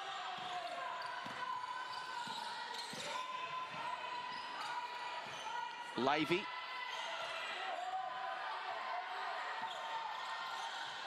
Bogue. Inside, Goulding.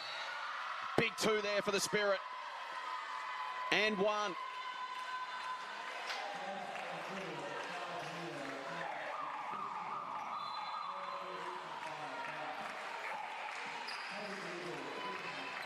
Great pass by Carly Bogue into Goulding, and just a nice, strong finish against physicality. So Mary Goulding to make life very, very difficult here for Sydney. Margin back out to 11 points. And the Spirit have kept their composure. Well, when you think of, we had 0-0 for the first 3 minutes, and now we've got an 83-point game. The scoring certainly changed. It's been a free-flowing affair since the first 3 or 4 minutes of the game, hasn't it? Yes. Ball's pinged up and down. Both teams like to play fast, free-flowing basketball, which is entertaining to watch. Goulding to Garrick.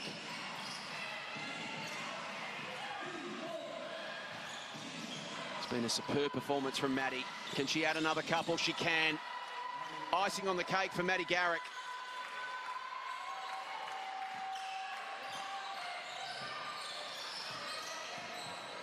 Diebel travels. So the Spirit have seen off the challenge. And a chance for a couple of their youngsters, and Alana Goodchild and Bella Stratford, to get some minutes. Well, half a minute at least.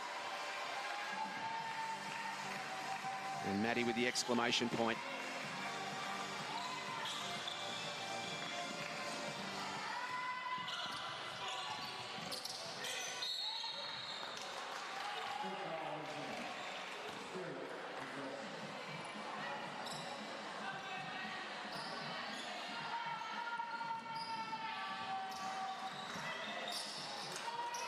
Lavey to Goodchild. Off to Garrick. Foul off the ball against Alana Goodchild. No, she's on the stat sheet now. That's it. She's got a smile on her face. Her 7th WNBL appearance. Her first game since the game against the Flames on January 25. For Bella Stratford the same. Last time she appeared was Jan 25 as well. Diebel against Goodchild. She's given up another foul. So Diebel will go to the line and shoot 2.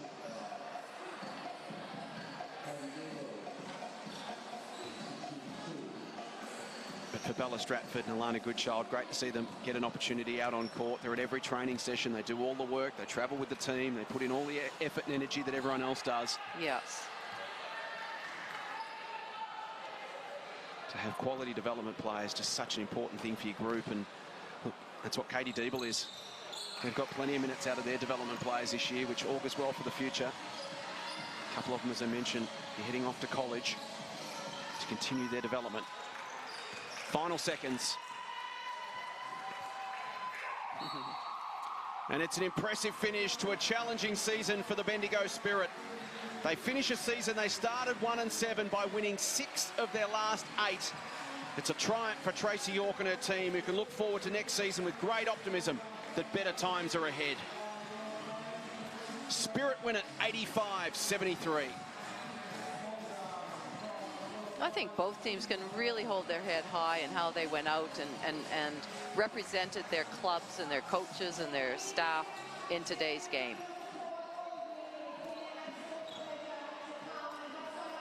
Remarkable turnaround for Bendigo, who went 0-13 in the hub, then 1-7. So they'd won 1 out of 21 games. And then they come rattling home to win 6 of 8. Speaks volumes to their character, their mental fortitude, their coaching staff's ability to keep them together as a group. They've just kept working, and they've got the rewards. And we always knew it was going to take a little while for Bendigo to gel because they had such a new group. Tracy was introducing a new offense, and so, you know, that's why it's taken them a while to be able to get a feel for each other. But certainly, once they did, they've been fun to watch. Carly Bogue in her 100th game gets to savour another win. Maddie Garrick, outstanding once again. Tessa Lavey, Annalee Maley. The pieces are there. We spoke early in the year. We did a couple of Spirit games together, Laurie. And at that stage, they were in that 1-7 start where they were playing quite well, just not for the full 4 quarters yet. Yes. In those close games, just couldn't quite find a way to get over the line. But you could see the pieces of the puzzle were starting to come together, and then suddenly it clicked. Exactly. They were a little bit disjointed at times early on, and then all of a sudden, you know, the things that you, and that's what's so rewarding as a coach too, the things you work on every day at training come to fruition, and they, you know, show that on the court, and they show their tenacity and play with such great spirit. Here's a look at the final numbers. They led by 3 points at quarter time, 8 at the half, 11 at 3/4 time, and they run out 12-point winners, 85-73. 81% from the free throw line. I like that. That's a you know, a really nice stat. 41%, 48%. They shot the ball really well. Let's head courtside now. It was a fantastic performance, a vintage performance from Maddie Garrick. Maddie, congratulations on another win. 6 of 8. Jason Bennett alongside Laurie Chiswick. We couldn't be happier for you. You look to be so happy on the court, enjoying your basketball right now and playing fantastically well. Congratulations. Yeah, thank you. We knew it was going to be a fight, finish off the season. Unfortunately, we couldn't win last week, so we wanted to finish on that high, and we've done a great job. And we just kind of showed that we've really improved this season, and I couldn't be more happy of the girls. Maddie, did you go into today's game really focused on obviously trying to get the win, but that 5th place spot, you really wanted to finish the top of that bottom half of the ladder? Yeah, absolutely. Like we just missed out on finals. We had some early losses in the season, and it didn't help us trying to fight in the back end of the season. But our last thing that Tracy put up on the board was 5th spot, and we wanted to cement that, and we came out and did that. How fun was it today playing with Carly Bogue in her 100th game, and the way she played and the way she came out and contributed to the team? Yeah, she's awesome. I'm so happy for her. She's been a great teammate, and I mean, she wasn't going to play this season, and she filled in when we were kind of down on numbers and we couldn't get imports in this year. So yeah, she's awesome. The team's amazing. We're just so happy that we won today. Maddie, you've had an incredible career in the WNBL. You've had ups and downs. You've won championships with Bendigo. You went to the Boomers, had a great 6 years at the Boomers. You've come back to the Spirit this year. Where does this season now rank for you in terms of enjoyment? Because you take the wins and losses out of it, but the satisfaction and the enjoyment that you and the team must have from how you've turned things around must be enormous. Yeah, I think it's almost top of the list, if not at the top. I talked to you guys earlier, I think after the Townsville game, and just coming out here to play with a style that suits me, and I wanted to go to a team that I was allowed to do what I can bring. I just said up and downs and shootings, but you know, that next one's always in, so I'm happy that they dropped tonight for the last game. Well, they certainly did drop tonight, Maddie. You were just on fire for that. I have one last question. I want to know what you wore to the dress-up day and if that really helped you the way you scored tonight. Yeah, look, I don't know whether it's I look into my future. It's a bit of an op-shop theme. Yeah, just something, a little vintage piece that I found. And look, I might have to wear that more practices, because if I'm going to shoot like that, it might be the lucky charm. We're actually looking at you now, Maddie. It's quite fetching.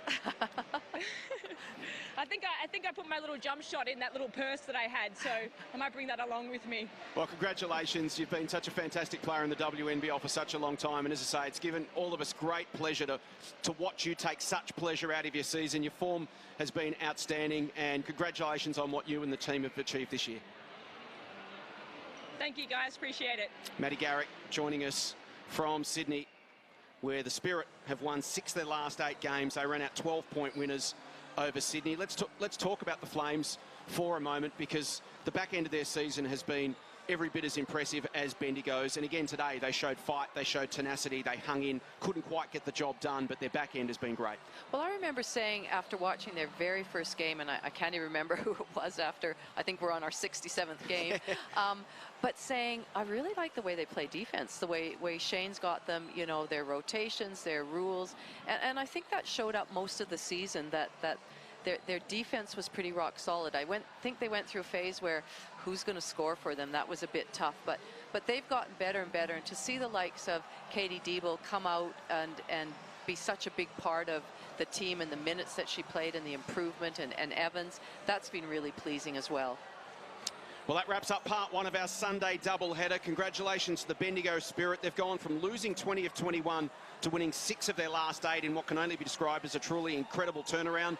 Next up, the minor premiership and home court advantage is on the line as the Perth Lynx visit the Townsville Fire in the final game of the regular season. That's coming up right here at the bottom of the hour, so don't go away. And on behalf of our entire production team, thanks for watching. We'll catch you back here shortly to decide the WNBL minor premiership for 21-22.